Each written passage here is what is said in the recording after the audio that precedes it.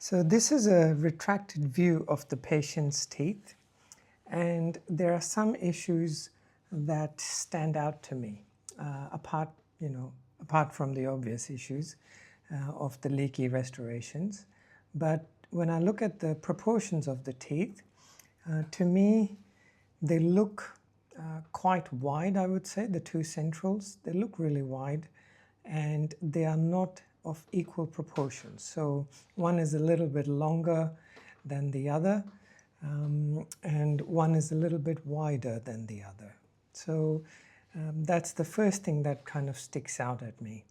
The other thing is when I think about the angulation, if I try and visualize the root apices and the incisal edges, the angulation of the teeth look like they are all over the place.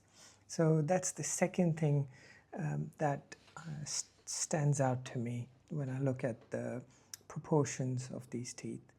So these are the things I want to try and correct when I'm going to do my composites, if possible, but that's what I would like to do. Now, when I look at the smile picture, this, I would say, is the most important photograph in doing an aesthetic evaluation of somebody's smile. The smile photo shows the relative position of the incisal edges to the lower lip. So if I just draw a line joining the incisal edges, it kind of looks a bit skewed. It looks uneven, jagged, and if we look at the curve of the lower lip, and if we draw a line for that, it kind of makes a nice even arc. So with this in mind, I would like to position the incisal edges relative to this curve of the lower lip. So I will draw another line joining the cusp tips of the posterior teeth, and it will look something like this. So my aim is going to be to put the incisal edges someplace close to this line. So with this reference, I'm going to try and make the teeth a little bit longer, which is going to improve the proportions, the width to height ratio of the central incisors. And my reference point is the lower lip.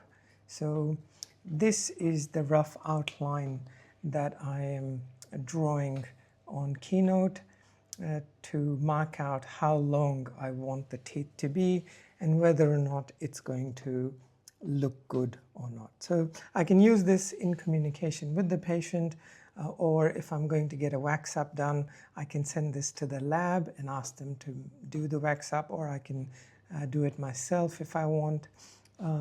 Or in this case, I'm mostly using it as a rough estimate, a rough guide to do this freehand.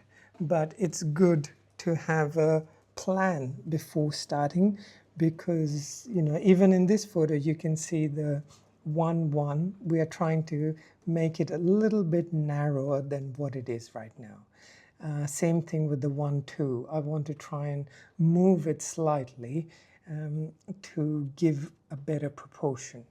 So I'm just going to hide the upper lip, and roughly this is what the plan is for the composites that I'm going to be doing.